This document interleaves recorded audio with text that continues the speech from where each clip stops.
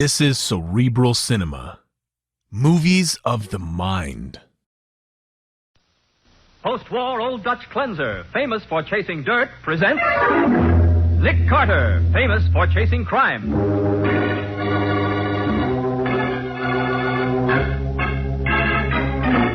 Every week at this time, two great names are joined, as new post-war Old Dutch cleanser brings you one of the most resourceful and daring characters in all detective fiction, Nick Carter, Master Detective.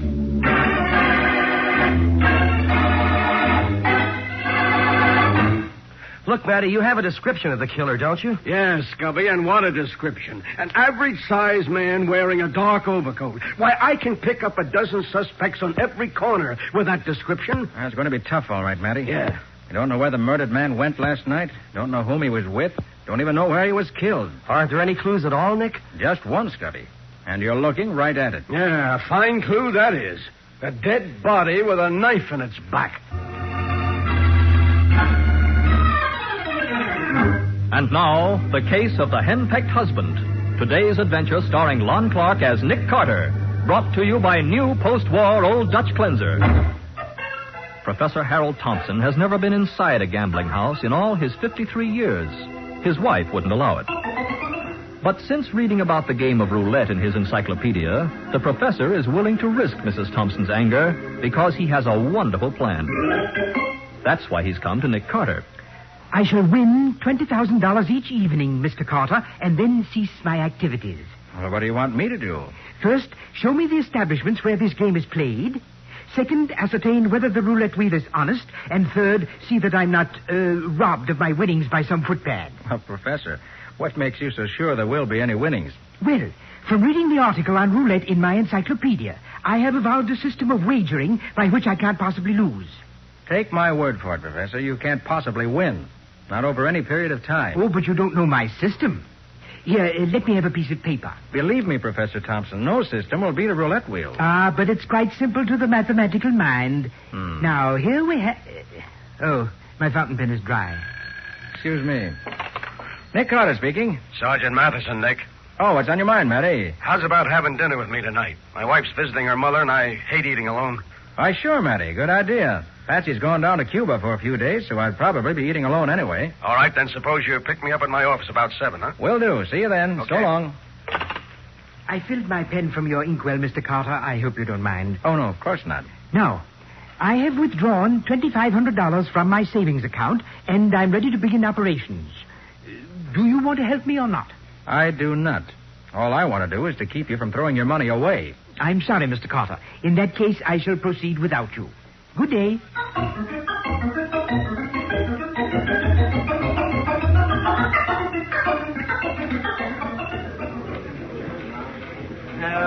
Hey, Daisy, take a look at the little old guy at the roulette table. Hey, he's doing all right, isn't he? Yeah, he's doing too good. Hey, look, maybe I ought to go over and get acquainted, huh?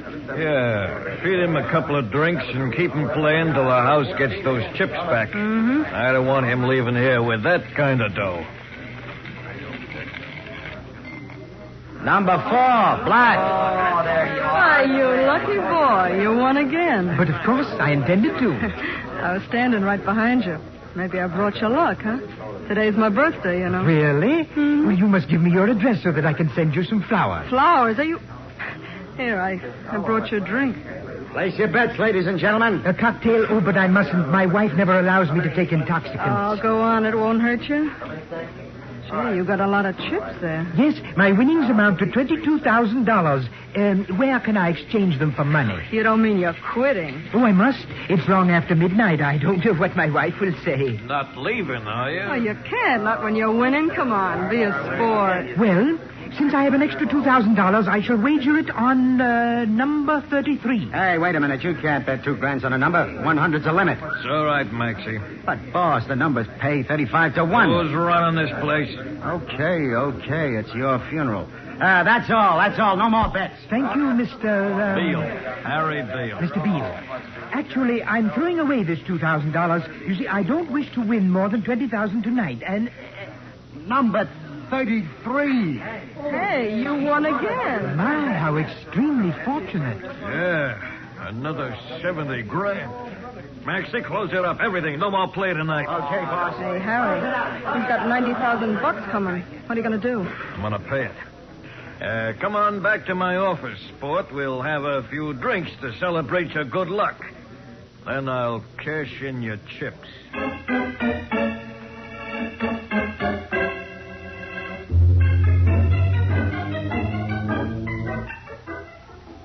Imagine me winning all this money. Imagine. Oh, my, oh, my. Come on, Palsy. You'll be all right when you get in the car. Oh, he's all right now, Maxie. Oh, but I should have been home long ago. Hey, maybe you'd like to stop for another drink before you go home, huh, Prof? Oh, no, Miss Gilmore, no. I might become a bit tipsy. And my wife... Yeah, she don't like drinking, huh? My wife doesn't like anything. My wife doesn't like anybody. Except her brother Wilfred, of course. He's been visiting us for 9 years. Yeah. Here's the boss's car, Prof. This blue convertible. Pile in. Very well. I shall drive. Oh, no, I'm driving, chum. You sit in the middle. Okay. Well, where do you live, Prof? Far away. In the suburbs. Eastview. Oh. Hey, Maxie, it's going to be too windy driving out there with the car all open like this. You better put the top up, hadn't you? Nuts, the hell, do 'em good. I assure you that I am quite capable of driving. Hey, Prof, grab your hat. What did you... Too late, it's gone. Oh, so it is. Well, if you will let me No, out... you sit still. I'll get it. Thank you. Thank you very much. Now, let me... Prof, what are you doing? You don't want to get behind the wheel. Maxie's coming back. Prof, turn around. Go back for Maxie. Thompson never turns back. What's the matter with you? I was thinking of my wife. If she could see me now with you, Miss Gilmore, she'd murder me.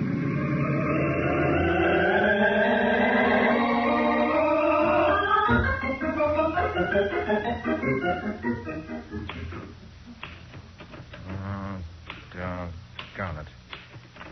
Sure missed Patsy. She's away. Hiya, Nick.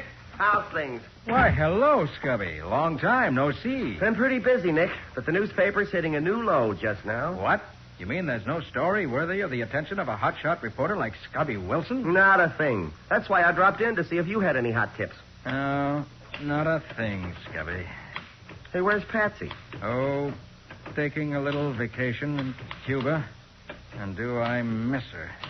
Yeah, I can imagine. Do you want me to type that for you? No, thanks. It's just about finished now. But, excuse me. Nick Carter speaking. Morning, Nick. Matty. Oh, hi, Matty. You remember the little guy who wanted to play roulette? The one you told me about at dinner last night? Professor Thompson? Yeah. Yeah, what about him? Well, I'm on my way out to his house in Eastview. I thought you'd like to come along. What's happened? The prof was found in a ditch north of the city about 8 o'clock this morning, Nick. Stabbed in the back.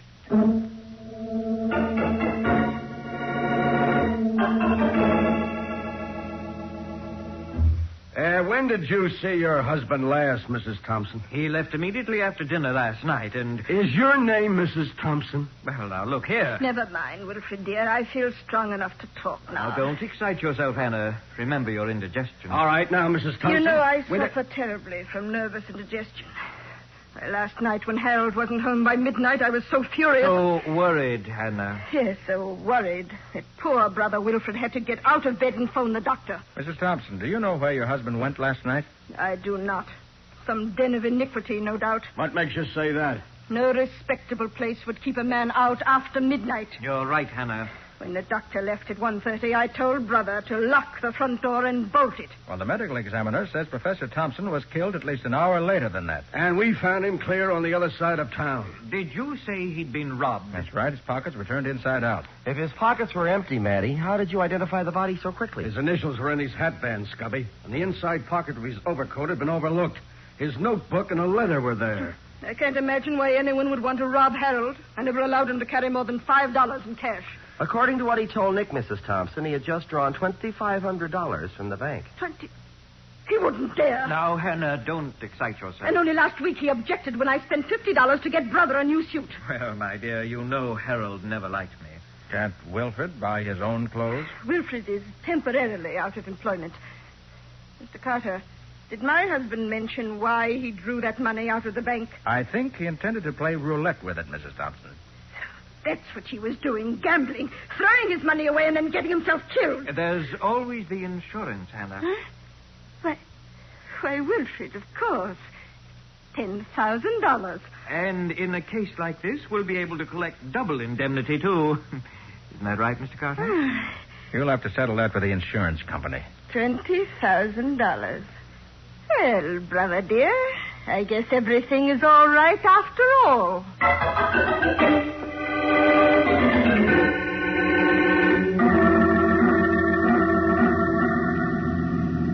Hey, Nick, where are we driving to? An address I found in the professor's notebook, apartment 9B, 176 Van Arnhem Street. But he had a couple of dozen addresses in that book. Why pick this one? Who lives there? I don't know, Matty. There wasn't any name. But the address was written in blue ink. What? And everything else in the notebook was in black ink. You think the blue ink means something, Nick? I do, Scubby. See, the professor filled his fountain pen in my office late yesterday afternoon with blue ink. Which makes you think he wrote down this address after he met you, huh? It's the way I figure it. And it may be someone who was with him last night. Well, 176 should be in this block. Yeah, this building on the right's the only one that looks like an apartment house. Yeah. Now, I can't see the number, but there's a guy walking over here that ought to be able to tell us. Hey, you fellas sure made good time. Is this 176? Yeah, you're the police, ain't you? I am, but Well, what... come on, and I'll take you up. Up where? We're looking for apartment 9B. Sure, I know. I'm the one that sent for you. What? You sent for the police? Yeah, I'm the superintendent of the apartment house. It was me that found the body. What body? Daisy Gilmore's, of course. Like I said over the phone, she'd been murdered.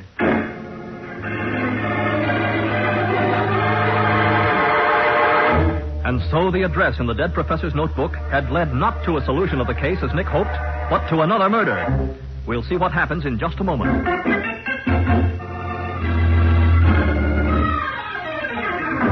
Now, back to the case of the henpecked husband. Today's adventure with Nick Carter, brought to you by new post-war Old Dutch Cleanser. As Nick examines the lifeless body of Daisy Gilmore, Matty questions the building superintendent of Daisy's apartment house. That's just the way she was when I found her about 15 minutes ago. I seen right away she was dead, so I called the cops. Yeah? And what business did you have in this apartment? Well, I come in to clean up like I always do on Saturday afternoons. I get $5 for it. Uh-huh. How long do you think she's been dead, Nick? At least 8 or 10 hours, Matty. She was stabbed, wasn't she? Just like the professor. Yeah. Judging from the wound, I'd say it could have been the same knife. Yeah, then I'll bet he was killed here, too. It was inside someplace. Well, what makes you think that, Matty? Oh, I forgot you and Nick didn't see the body of the professor. No. Well, the knife didn't go through his overcoat. What? They put that on him after he was dead. Hey, could Miss Gilmore have been killed at 4:30 this morning? Might have been done that long ago. Why? Well, I seen a guy coming down the stairs from this floor about 4:30. Or maybe it was closer to 5. You say he was coming down the stairs? Yeah, I thought it was funny he didn't take the elevator, and I bet that's why. I bet he just killed her and he didn't want anybody to see him. Would you recognize the man if you saw him again? Oh, sure. He was about my size and he wore a dark overcoat. That's a swell description. Well, Look, you, what were you doing prowling around at 4:30 in the a.m.? Mr. Wagner on the floor below this couldn't find his key when he come home, see, so I had to get up and let him in. Look, do you know whether Miss Gilmore was acquainted with the Professor Thompson? No, but they might be able to tell you at the 60 Club where she worked. What? The 60 Club? Hey, Nick, that's a gambling joint. Sure it is. It's Harry Beale's place. And the professor was going to play roulette last night. Sounds like a definite lead, Matty. Look, Nick, I don't want to leave here until the medical examiner and the fingerprint boys come. Maybe you'd like to go over and talk to Beale, huh? I certainly would, and right now. Come on, Scubby.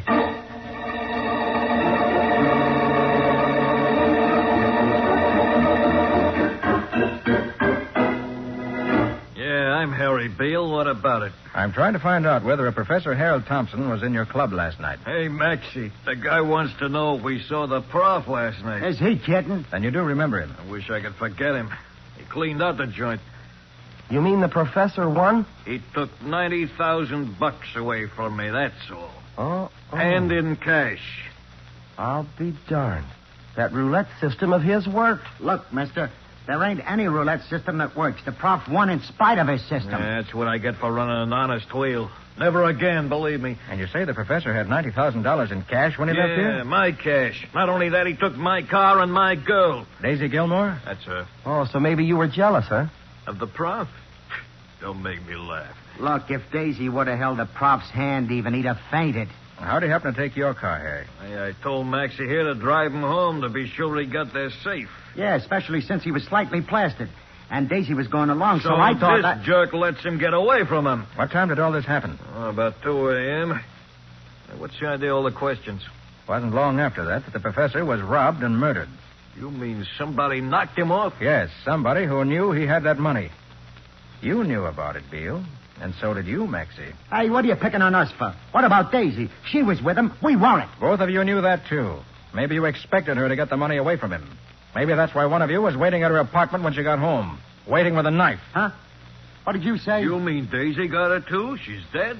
She sure is. And you two got a lot of explaining to do. Now, look, you can't pin anything on me. I was still there at the club at 4:30. I got a dozen witnesses. What makes you so sure Daisy wasn't killed after 4:30? Look here, Harry. The superintendent of her apartment building saw a man leaving between 4:30 and 5, and he says he'd recognize that man if he saw him again. Maybe you'd better come down to headquarters and let him take a look at you. All right. All right, so I was there. When I closed up the joint, I hopped a cab to Daisy's place. When I walked in, she was already dead. So that's your story, huh? Well, Harry, I think they'll want to hear that at headquarters, too. Okay. I'm not afraid to go down there. Maxie, get me my hat. Okay. Isn't that it on the desk there beside you? That gay 90s model? Yeah. Not much. That belongs to the prof. What's that? Sure. That's how he got away from me. His hat blew off, and when I got out of the car to get it for him, he drove off and left me. So that's what's happened. Come on, Scubby. We got work to do. Hey, copper, I thought you was hauling me in. Haul yourself in, Harry. I'm going after the real killer.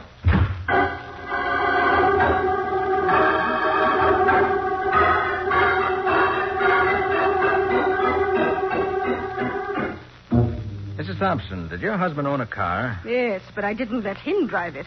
I always felt much safer with Brother Wilfred at the wheel. Where's the car now? Wilfred took it down to the Holloway garage to have the oil changed. Oh, he did, huh? Yes. I thought a drive might clear my head after that drug the doctor gave me. You've had the doctor again today? No. He gave me something awfully strong last night. He said, I'm going to give you enough of this so that we can both get some sleep. He doesn't like being called out at night. Just one more question, Mrs. Thompson. How many hats did the professor have? He had 2. Why? Where are they now? Well, he was wearing one of them when he was killed. The other's on the hall tree right... No, it isn't. It's gone.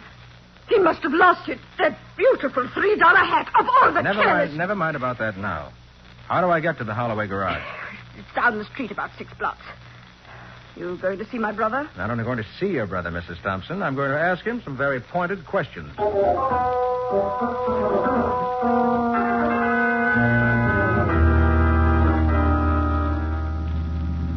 Look, Nick, you're not really sure that Wilfred killed the professor, are you? I'm positive, Scubby. Okay. But why? Well, the professor lost his hat at the 60 Club, and yet he was wearing his other hat when he was found dead. That proves he got home safely. But suppose he went out again? No, not him, Scubby. Not at 3 o'clock in the morning. Besides, the front door was locked and bolted. Mrs. Thompson was in a heavy sleep induced by a drug. So Wilfred must have let the professor into the house. Sure. After he killed him, he got the overcoat and the second hat off the hall tree. Put them on the body and then drove to the other side of town and dumped it in the ditch. Sure. Thought he'd make it look like a holdup. You think Wilfred also knocked off Daisy? I'm sure of it. The wounds in both bodies were made by the same kind of knife. Probably one he got from the kitchen. Oh, but Nick, how could he know about... We'll find out that later. Here's the Holloway garage just ahead. Hey, did you notice that car that just came out of the garage, Nick? Yes, and Brother Wilfred was driving it. His sister must have phoned ahead to warn him. Oh, I should have expected that. Now, darn it. Hey, do you think that we can catch him? Unless that bus of his can make better than 90 miles an hour, I can. Hold on, Scubby.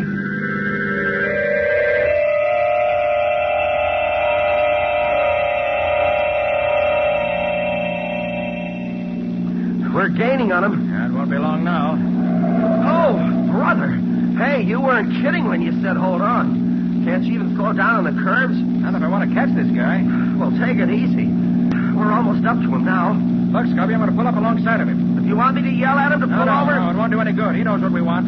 Sure, but I'll have to force him over to the side of the road. Well, he's not slowing up any. Then I'll crowd him some more. Hey, Nick, look out!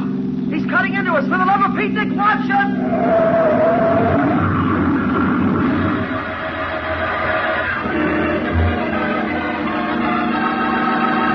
At high speed, the killer swerves his car directly into Nick's, and with a crash, both autos leave the highway. We'll see what happens in just a moment.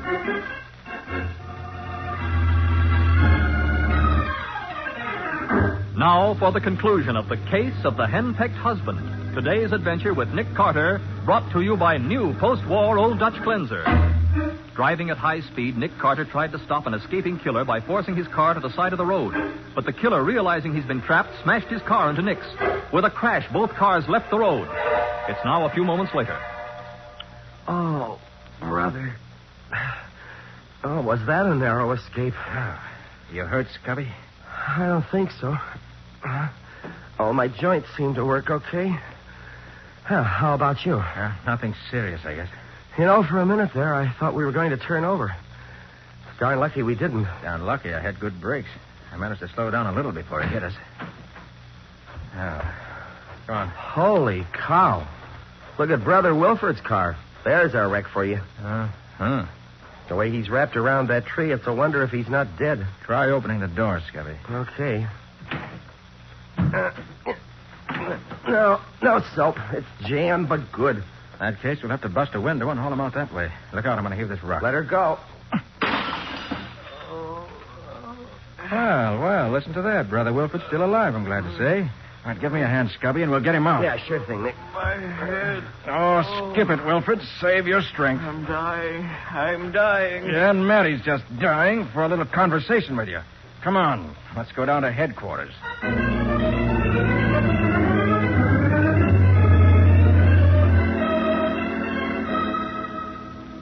What's the doctor say, Matty? No bones broken, plenty of bruises, and a possible concussion. We'll know in a minute, Nick. It's a wonder we're not all dead after what happened. You can come in, Sergeant. Doc says no concussion. You can talk to him if you want to. Brother, I sure do. Come on, Nick. You too, Scubby. Okay. I'd like to know what in heaven's name was the idea of chasing me and wrecking my car. Now, if you think you... Look, Wilford, instead of asking questions, suppose you answer some. Well, I tell you... When the professor came home last night and told you that he'd won $90,000, you killed him, didn't you? Sergeant, that's ridiculous. No, it isn't, Wilford. You unbolted the door and let the professor in when he came home last night. I've told Then you... you killed him with a knife you got from the kitchen. That's not true. Then you put the professor's hat and coat on the dead body and took it out in the suburbs and dumped it in a ditch. Now, where'd you hide the money? Carter, you can't prove a word of that. But we can, Wilford. You can't even prove Harold came home after being at that gambling den. No? When the professor was found, he was wearing a hat that he had left on the hall rack and the hall rack of his home when he went out for the evening. Well, nevertheless, You didn't know that he left the hat he was wearing at the club, did you? He left his hat at the... He did. And with Mrs. Thompson asleep under the influence of the opiate, you were the only one who could have let him in, because the door was bolted. All right. I did kill him. The old tightwad. Come on, Wilford. Where's the money? In a shoebox in my closet. Look, how did you find out about Daisy? I saw her sitting in the car when I let Harold in. And knowing she could swear that he got home safely, you had to get rid of her. Well, So you asked the prof about her, and he told you everything. He even gave you her address, which he'd written down in his notebook. All right, if you know everything, why ask me? We'd just like you to hear you tell it, that's all. So long for now, brother. We'll have a confession ready for you to sign in a little while. Oh, Nick, do you still have that notebook? The one with the professor's roulette system in it? Sure I do, Scubby. Why? Well, I was just thinking I'd sort of like to copy down the system he figured out to beat the game. Scubby, are you nuts? No. If he could win $90,000 with it, why, I don't see why Scubby, I can't possibly... Scubby, you ought to know better. Whatever the professor won, he won in spite of his system, not because of it. Oh, yeah, sure, Nick. You're right. But I'll bet I can write a swell story on it for the Sunday paper.